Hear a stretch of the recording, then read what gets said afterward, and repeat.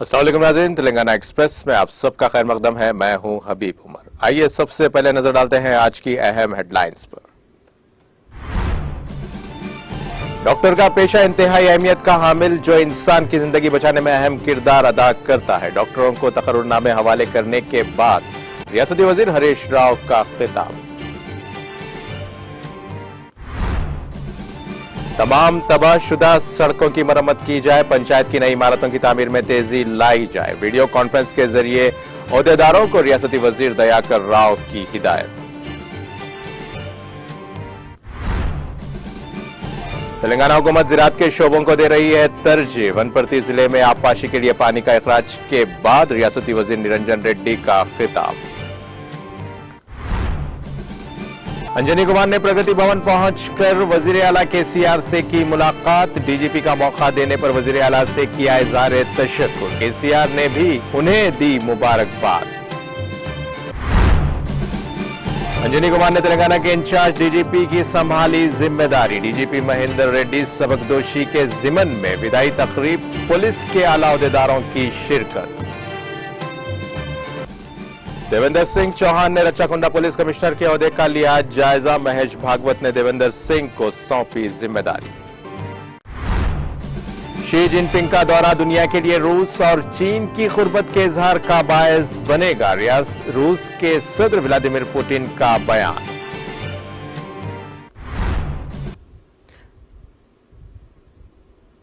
और अब पेश है खबरों की तफसील। वज़ीर सेहत हरीश राव ने कहा कि तिब्बी पेशा इंतहाई अहमियत का हामिल होता है और पैसा कुछ भी खरीद सकता है, लेकिन पैसा जिंदगी नहीं खरीद सकता। उन्होंने कहा कि जिंदगी को बचाने में डॉक्टर्स का अहम रोल होता है। और रियासती वजीर हरीश राव ने हाईटेक सिटी शिल्पा कला वेदिका में मुनाकिदा इस प्रोग्राम में शिरकत करके रियासत भर में नए तैनात होने वाले डॉक्टर्स को तकर्रुरनामे सौंपे। इस मौके पर मुनाकिदा तकरीब से खिताब करते हुए रियासती वजीर हरीश राव ने कहा कि नए साल में एक नई नौकरी और नई जिंदगी का आगाज करते हुए आपके लिए नेक ख्वाहिशात पेश करता हूं। उन्होंने तमाम डॉक्टर्स को नए साल की मुबारकबाद देते हुए कहा कि मेरे ख्याल में रियासती महकमे सेहत की तारीख में यह पहली बार हुआ है कि इतनी ज्यादा मुलाजिमतें शफाफ तरीके से तकर्रुर की गई हैं और उन्होंने नए तैनात किए जाने वाले डॉक्टर्स को देही इलाकों में काम करने और गरीबों को बेहतर तिब्बी इमदाद फराहम करने पर जोर दिया। उन्होंने कहा कि बहुत से डॉक्टर्स ऐसे हैं जिन्होंने कोरोना के दौरान कॉन्ट्रैक्ट पर काम किया और उन्होंने अपनी जिंदगी के लिए सख्त मेहनत की। हमने कोरोना के दौरान मुतासिर होने वाले डॉक्टर्स को बाकायदा भर्ती में वेटेज के तहत 20 नंबर दिए हैं और इससे बहुत से लोगों को मौके मिले हैं। उन्होंने कहा कि पीजी की 20 से 40% सीटें भी रिजर्व कर दी गई। कल से नई नौकरी ज्वाइन कर लें तो अच्छा होगा और गांव वाले भी खुश होंगे। आवाम के लिए दस्तयाब रहें और गरीबों की खिदमत करें और अपने पीएचसी के दायरे कार में बेहतरीन खिदमत फराहम करें और तबादले के लिए मेरे पास कोई ना आए और दी गई पोस्टिंग में कम से कम 2 से 3 साल तक काम करें। और रियासती वज़ीर हरीश राव ने कहा कि अच्छा काम करने पर तबादलों से मुतालिक काउंसलिंग में वेटेज दिया जाएगा।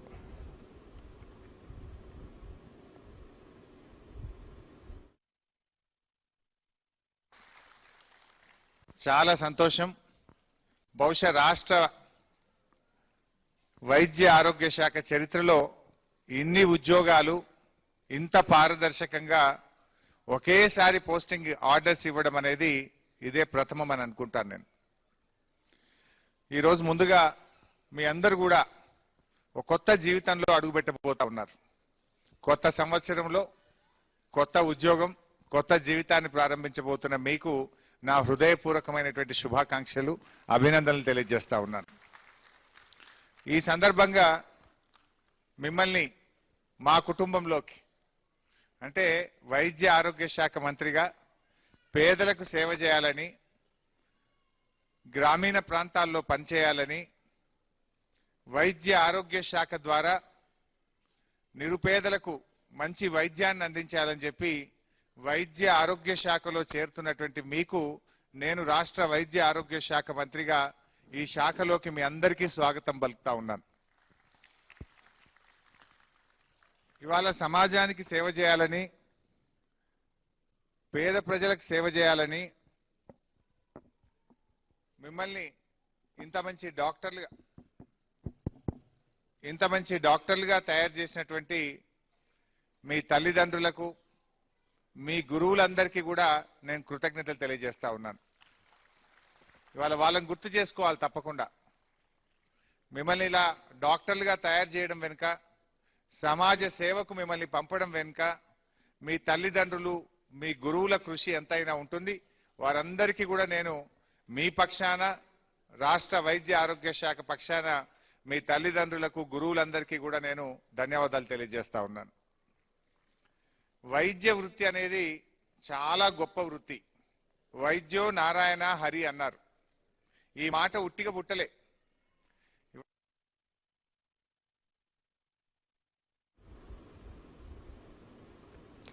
वज़ीर पंचायत राज व देही तरक्यात एरावली दयाकर राव ने अहदेदारों को हिदायत दी है कि रियासत में पंचायत की सड़कें आईने की तरह होनी चाहिए और मानसून के मौसम में पहली बारिश के बाद भी कोई गड़ा नजर न आए और तबाहशुदा सड़कों की मरम्मत की जाए। रियासती वजीर दयाकर राव जो रियासत में सड़कों का जायजा ले रहे हैं और बगैर किसी गड्ढे के सड़कों को बेहतर बनाने के इकदाम करने का हुक्म दे रहे हैं। रंगारेड्डी जिला परिषद दफ्तर में वाक़ वजीर के चैम्बर में तमाम अजला के सुप्रिंटेंडेंट इंजीनियर्स से मुलाकात की और बाद अज़ा रियासती वजीर ने तमाम अजला के कलेक्टर्स, एडिशनल कलेक्टर्स, जिला पंचायत अफसरान, मंडल पंचायत अफसरान और DRDO के अहदेदारों के साथ वीडियो कॉन्फ्रेंस मुनाकिद की। इस मौके पर मुनाकिदा वीडियो कॉन्फ्रेंस से खिताब करते हुए रियासती वजीर दयाकर राव ने अफसरान और अमले को नए साल की मुबारकबाद दी और कहा कि रियासत में पंचायत अहदेदारों और अमले की बेहतर कारकर्दगी की वजह से तेलंगाना ने कौमी सतह पर अवार्ड्स हासिल किए हैं। उन्होंने वजीर आला की हिदायत के मुताबिक इसी जज्बे से काम करने का मशवरा दिया। उन्होंने कहा कि हाल ही में मरकजी हुकूमत की जानिब से रियासत को फंड्स जारी न करने की वजह से कुछ माली मुश्किलात का सामना करना पड़ा। उन्होंने कहा कि मरकजी हुकूमत को अपनी शदीद तनकीद का निशाना बनाते हुए कहा कि मरकज से रियासत तेलंगाना को 1100 करोड़ रुपए की रकम वसूल तलब है, लेकिन मरकजी हुकूमत नहीं दे रही है। अफसरान और सरपंचों को इस मामले को समझना चाहिए। उन्होंने कहा कि तेलंगाना वाहिद हुकूमत है जो मरकज की तरफ से दी गई ग्रांट के मुमासिल ग्रांट दे रही है और सरपंचों को हर तरह के इख्तियारात दिए गए। उन्होंने कहा कि तेलंगाना हुकूमत आने के बाद गुज़िश्ता 8 सालों में पंचायतों को जो फंड्स मिले थे वो पिछले 50 सालों में भी नहीं मिले। उन्होंने कहा कि रियासत की तश्कील के बाद हुकूमत तेलंगाना ने अहदेदारों को हर पंचायत में पेंशन, रैतु बंधु, रैतु बीमा, कल्याण लक्ष्मी, शादी मुबारक, KCR किट, गांव में अहम स्कीमों के इस्तेफादा कुनिंदगान वसूल होने वाली रकम की तफसीलात के साथ बोर्ड बनाने का हुक्म दिया गया। उन्होंने ग्राम पंचायत इमारतों के लिए हाल ही में मंजूर शुदा 3686 इमारतों की तामीर में तेजी लाने की हिदायत दी है और उन्होंने कहा कि हर गांव में वायकुंठा, धूमम, कुदरती जंगलात और डंपिंग यार्ड्स का मुकम्मल इस्तेमाल किया जाना चाहिए। हर हल्के को 5 करोड़ रुपए वाली सड़कों की तजावीज की फेरिस्त फौरी तौर पर देने का हुक्म दिया और पंचायत राज देही तरक्की के secretary Sandeep Sultania, engineer in chief Sanjeev Rao और कमिश्नर हनुमंत राव और दीगर अहदेदारों ने इस कॉन्फ्रेंस में शिरकत की।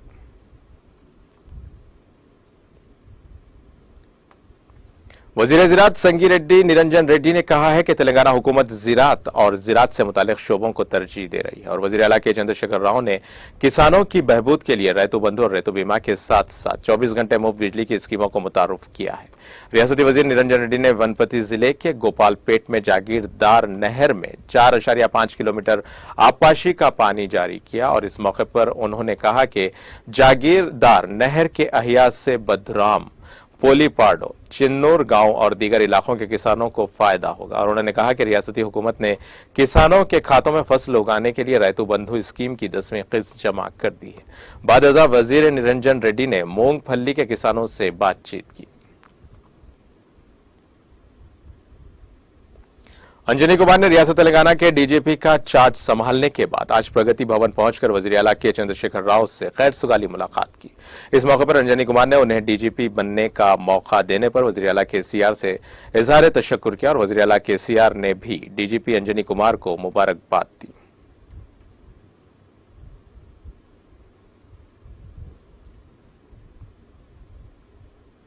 रुकने assembly Warangal east A Narendra ने कहा कि त्यागराज कीर्तन लोगों को अकीदत के जज्बे में ले जाने के लिए बहुत अहमियत रखते हैं। रुकन असेंबली एन नरेंद्र ने 10, 11 और 12 जनवरी को मुनाकिद होने वाली त्यागराजू जयंती की तकरीबात को कामयाब बनाने पर जोर दिया। उन्होंने कहा कि नौजवानों का एक बड़ा तबका गांजे की जानिब रागिब है, जिसको मद्देनजर रखते हुए वजीर आला KCR ने रियासत भर में गांजे पर पाबंदी लगाते हुए नौजवान तबके को गांजे की लत से छुटकारा दिलाने की कोशिश कर रहे हैं, जिसकी हम सबको तायद और हिमायत करनी चाहिए। जरूरत इस बात की है कि तभी इंसान को जहनी सुकून हासिल हो सकता है और वो जो चाहे कर सकता है। रुकन असेंबली एन नरेंद्र ने कहा कि अयप्पा स्वामी पर नामुनासिब तबसरा करने वाले को सख्त सजा मिलनी चाहिए। उन्होंने कहा कि जिस शख्स ने अयप्पा स्वामी पर नामुनासिब तबसरा किया है उसे सख्त सजा दी जानी चाहिए। रुकन असेंबली एन नरेंद्र ने शिवानगर में अयप्पा स्वामियों की जानिब से एहतजाजी धरना प्रोग्राम में शिरकत करके उनसे इजहार यगानगत किया और इस मौके पर रुकन असेंबली एन नरेंद्र ने कहा कि चाहे वह किसी भी जात या मजहब के हों, अपने पसंदीदा देवता की पूजा करते हैं। जिसने भी इस तरह की बात की है उससे किसी के जज्बात को ठेस पहुंचाने की जरूरत नहीं है। उन्होंने कहा कि ऐसे मजहबी तसादुम को हवा देने वालों को सजा दी जाएगी।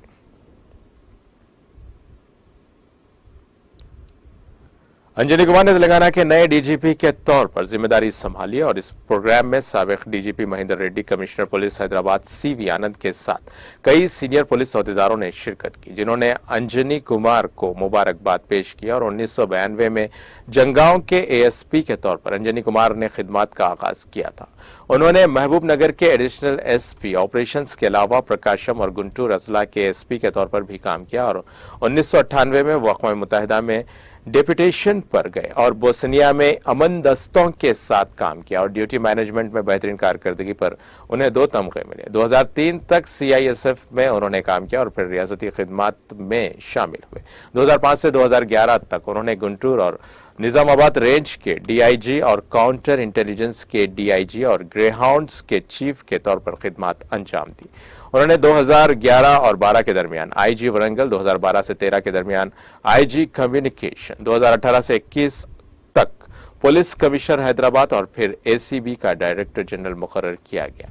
कुमार IPS अफसरान में सीनियरिटी लिस्ट में सबसे ऊपर है और 28 जनवरी 1966 को बिहार में पैदा हुए कुमार ने अपनी इब्तदाई और आला तालीम सेंट जेवियर स्कूल पटना से और PG दिल्ली यूनिवर्सिटी से मुकम्मल किया और उन्होंने IPS की तरबियत में बेहतरीन कारकर्दगी पर 2 अवार्ड्स और सदर का पुलिस मेडल हासिल किया और वो जनवरी 2026 में रिटायर हो जाएंगे।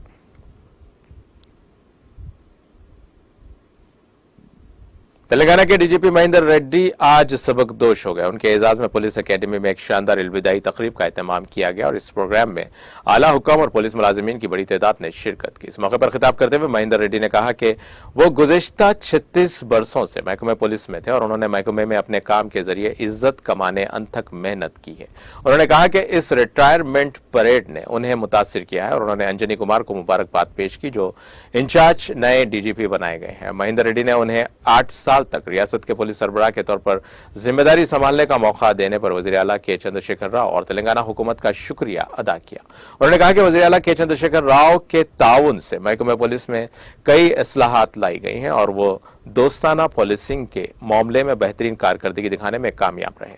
अवाम मुख्तलिफ कॉलोनी एसोसिएशंस और कॉरपोरेटर्स के ताउन से रियासत भर में 10 लाख से जायद CC कैमरे नस्ब किए गए हैं और इस मौके पर इंचार्ज DGP अंजनी कुमार ने कहा कि वो महेंद्र रेड्डी के साथ काम करने पर खुद को खुशकिस्मत समझते हैं। उन्होंने महेंद्र रेड्डी की सताइश करते हुए कहा कि ऐसे अफसरान बहुत कम होते हैं और महेंद्र रेड्डी का जिक्र कई तरीकों से उनके रोल मॉडल के तौर पर किया गया है और वजीर आला के चंद्रशेखर राव की दूरअंदेशी की वजह से रियासत में अमन और सलामती है। वो मुल्क के लिए एक मिसाल बनकर खड़े हैं और उन्होंने कहा कि तेलंगाना हुकूमत अवाम की सलामती को अहमियत दे रही है और उन्होंने कहा कि रियासत तेलंगाना मुल्क की तरक्की के इंजन की मानिंद है। और अंजनी कुमार ने कहा कि DGP महेंद्र रेड्डी ने पुलिस निजाम में टेक्नोलॉजी लाने के लिए बहुत कुछ किया है। उन्होंने कहा कि बंजारा हिल्स में कमांड कंट्रोल सेंटर लाने में महेंद्र रेड्डी का किरदार अहम था और उन्होंने कहा कि कांस्टेबल्स से लेकर पुलिस ऑफिसर तक हर कोई फील्ड में टेक्नोलॉजी का इस्तेमाल कर रहा है।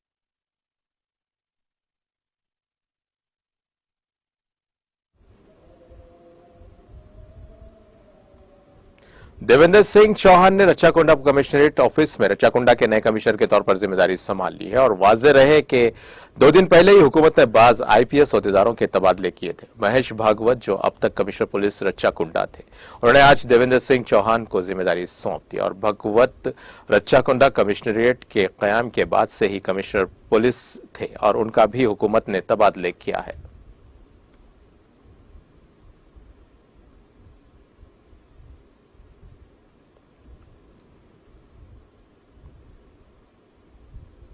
समाजी कारकुन खालिदा परवीन ने आज मध्य प्रदेश एमपी प्रज्ञा ठाकुर के खिलाफ इस महीने के 25 दिसंबर को एक रिलसे आम में इश्तियाल अंगेज तकरीर करने पर दफ्तर हैदराबाद सिटी पुलिस कमिश्नर में शिकायत दर्ज करवाई। उन्होंने कहा कि उनकी तकरीर गैर जमहूरी थी और हम हुकूमत हिंद और हुकूमत तेलंगाना से अपील करते हैं कि वो उन्हें गिरफ्तार करें और उन्होंने इंतबाह दिया कि वो किसी भी कम्युनिटी के खिलाफ इस किस्म के अल्फाज इस्तेमाल करें।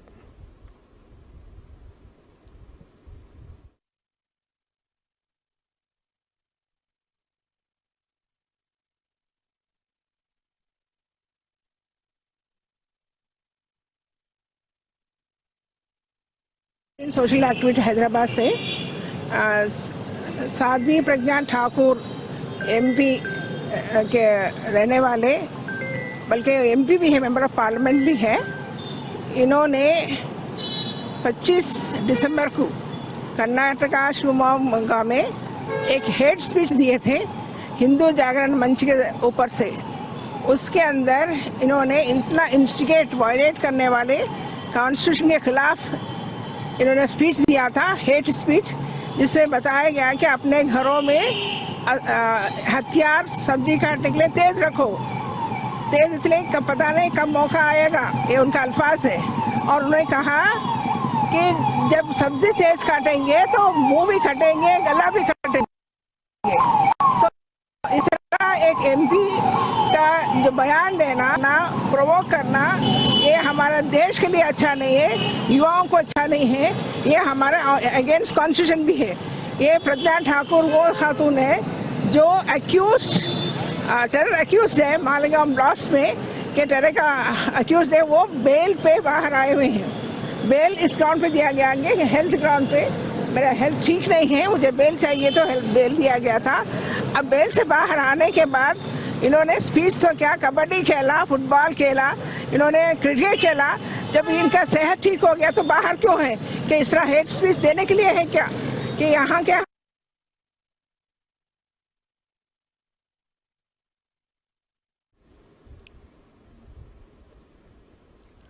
टाउन प्लानिंग के अहदेदारों की जानिब से कुलसिमपुरा पुलिस स्टेशन के हुदूद में वाक़े जियागुड़ा इलाके में सड़क के किनारे गैर कानूनी तामीरात को मुनज़्ज़म कर दिया गया और इस इन्हदामी कार्रवाई के दौरान होटल्स और दुकानों के अहाते में सड़क पर मौजूद गैर कानूनी शेड्स को हटाया गया।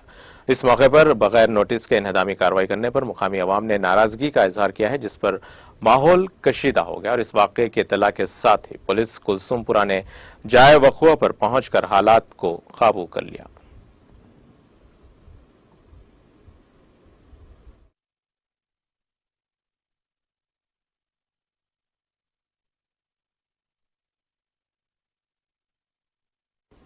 जिला करीमनगर के गंगाधरा मंडल मुस्तकर में 1.5 माह में एक खानदान के 4 अफराद की पुरस्कार मौत का मामला नाकाबिले फहम मौमा बन गया और डॉक्टर्स भी इस अजीब व गरीब बीमारी जिससे मौत हुई का पता चलाने में हनूज नाकाम है। इस खानदान की बीवी और 2 बच्चों की पहले से ही मौत हो चुकी है और वहीं शौहर को भी कल रात करीमनगर के एक हॉस्पिटल में इलाज के दौरान मौत हो गई और बेटे 20 माह के अदवियत की 16 नवंबर को और बेटी 6 साला अमोलिया की 4 दिसंबर और बीबी ममता की 16 दिसंबर को मौत हुई, जबकि हाल ही में शौहर श्रीकांत भी चल बसा और इस खानदान के 3 अफराद की हैदराबाद के हॉस्पिटल्स में मौत हुई है और जिले के मलेरिया हुक्काम और मुकामी तिब्बी अमले ने इस खानदान के अफराद के खून के नमूने पहले ही इकट्ठे करके हैदराबाद के लैब में भेज दिए, लेकिन कोई नतीजा नहीं निकला और हुक्काम ने इस घर के अहाते में कुएं के पानी के नमूनों की जांच की है और ये नतीजा अख्ज़ किया है कि वो ठीक है। ममता और उसके 2 बच्चों के मुख्तलिफ मुआयने किए गए और उनमें किसी बीमारी का पता नहीं चल सका, जिस पर हुक्काम हैरत ज़दा है कि उनकी मौत कैसे हुई है और उसकी असल वजह क्या है। पहले बेटे को, फिर बेटी और मां ममता को उल्टी हुई, जिसके बाद उनकी मौत हो गई। हाल ही में श्रीकांत ने भी उल्टी की, जिसके बाद इसकी भी मौत हो गई और पुलिस ने अभी तक उनकी पोस्टमार्टम रिपोर्ट्स की तफसीलात नहीं बताई। शुबा है कि श्रीकांत ने खुदकुशी कर ली है और पुलिस तमाम जावियों से उसकी तहकीकात कर रही है। श्रीकांत के रिश्तेदार देवेंद्र के मुताबिक श्रीकांत ने खुदकुशी की है क्योंकि उसने बीवी और बच्चों के तिब्बी अखराजात के लिए तकरीबन 20 लाख रुपए खर्च किए, लेकिन वो जिंदा नहीं बच सके। बेकाबू बस दरख्त से टकरा गई, जिसके नतीजे में 5 मुसाफिरीन शदीद तौर पर जख्मी हो गए और यह हादसा हफ्ते की सुबह शहर हैदराबाद के टीपू खान ब्रिज लंगर हाउस में पेश आया। जराये के मुताबिक मेहदीपट्टनम से काली मंदिर के सिमत मुसाफिरीन को ले जाने वाली आरटीसी बस के ड्राइवर ने उसका तवाजुन खो दिया, जिसके नतीजे में मुखालिफ सिमत से आने वाली कार को इम्कानी टक्कर से बचाने के लिए ड्राइवर ने बस दरख्त से टकरा दी। इस हादसे में बस के 5 मुसाफिरीन शदीद तौर पर जख्मी हो गए, जिनको इलाज के लिए फौरी तौर पर हॉस्पिटल मुंतकिल किया गया। इस हादसे के साथ ही बकिया मुसाफिरीन में खौफ की लहर दौड़ गई। पुलिस ने इस सिलसिले में एक मामला दर्ज करके जांच शुरू कर दी।